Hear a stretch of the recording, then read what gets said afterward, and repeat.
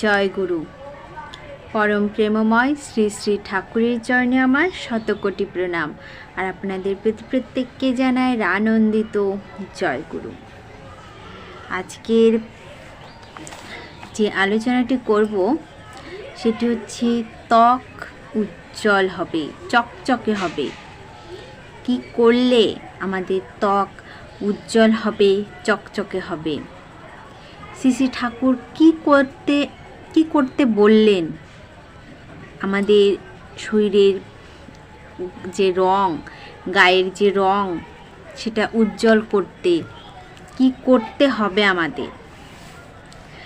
আজ ইষ্ট প্রসঙ্গে এটাই আলোচনা করব।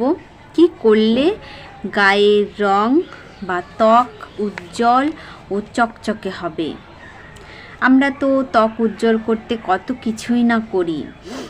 আমাদের গায়ের রং বা ত্বক উজ্জ্বল করতে পরম দয়াল শ্রী শ্রী ঠাকুর কি করতে বললেন?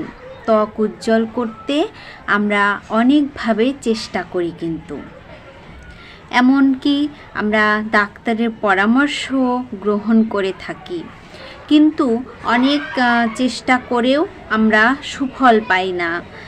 কিন্তু পরম দয়াল শ্রী শ্রী ঠাকুর যা বললেন তা যদি মেনে চলি, তাহলে অবশ্যই আমাদের ত্বকের যে রং তা অবশ্যই উজ্জ্বল হবে। কারণ ত্বকটা কিন্তু যে আমরা বাইরে থেকে কিছু মাখলাম আর পরিষ্কার হয়ে যাব এমনটা কিন্তু নয়। ত্বকটা এমন একটা জিনিস, যেটাকে ভেতর থেকে আমাকে পরিষ্কার করতে হবে, তবেই তো আমার গায়ের রংটা উজ্জ্বল বাইরে ফুটে উঠবে উজ্জ্বল হয়ে। আমরা যেমন আমাদের পুষ্টি জোগাতে আমরা খাবার খাই, আমরা যেমন আমাদের নিজেদের শরীরের ঘাটতি পূরণ করতে আমরা খাবার খাই পুষ্টি জোগাতে, তেমনি আমরা যদি চামড়ার পুষ্টি জোগাতে চাই তাহলে তাকেও কিন্তু খেতে দিতে হবে।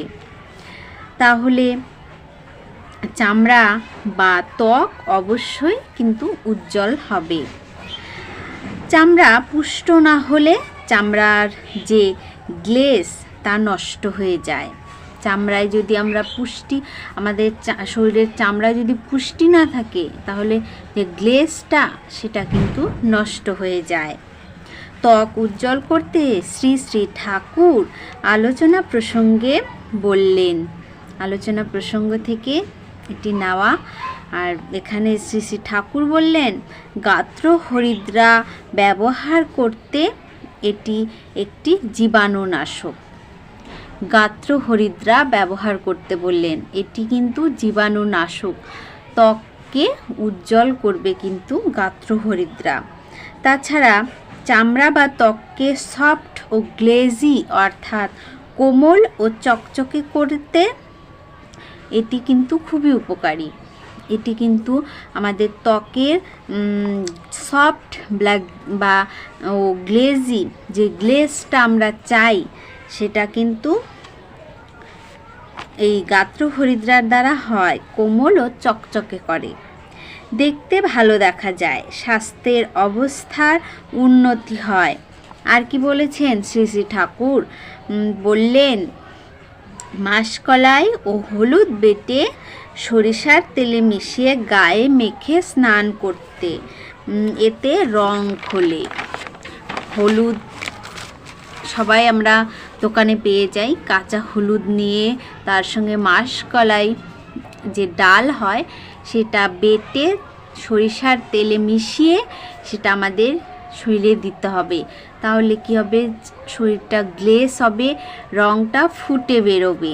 চামড়ার একটি খাদ্য তৈরি হয়, এটা কিন্তু চামড়ার একটি খুবই গুরুত্বপূর্ণ খাদ্য, এই হলুদ, মাসকলাই আর সরিষার তেল। দেহের মতো চামড়ারও কিন্তু খাদ্য প্রয়োজন। আমরা আমাদের নিজের শরীরকে ধরে রাখতে যে আমরা খাবার খাই, তেমন চামড়ারও খাদ্য প্রয়োজন।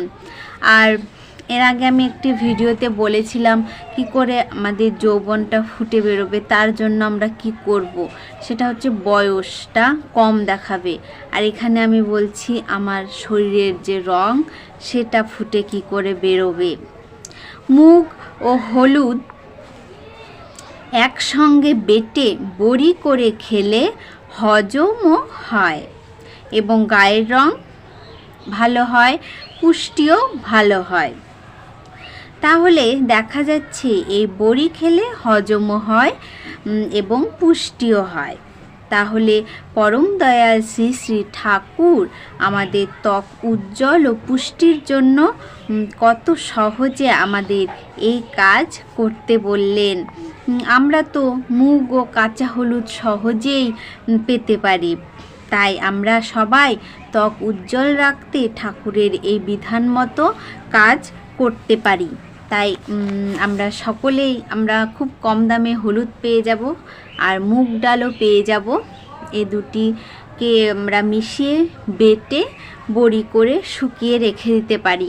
এটা আমরা যদি প্রতিদিন খাই আমাদের ত্বক অবশ্যই উজ্জ্বল হবে, আমাদের ত্বক ভালো থাকবে, আমাদের যে গায়ের রং সেটা ফুটে বেরোবে। আর প্রথমে বললাম শ্রী শ্রী ঠাকুর বলেছেন মাসকলাই, আর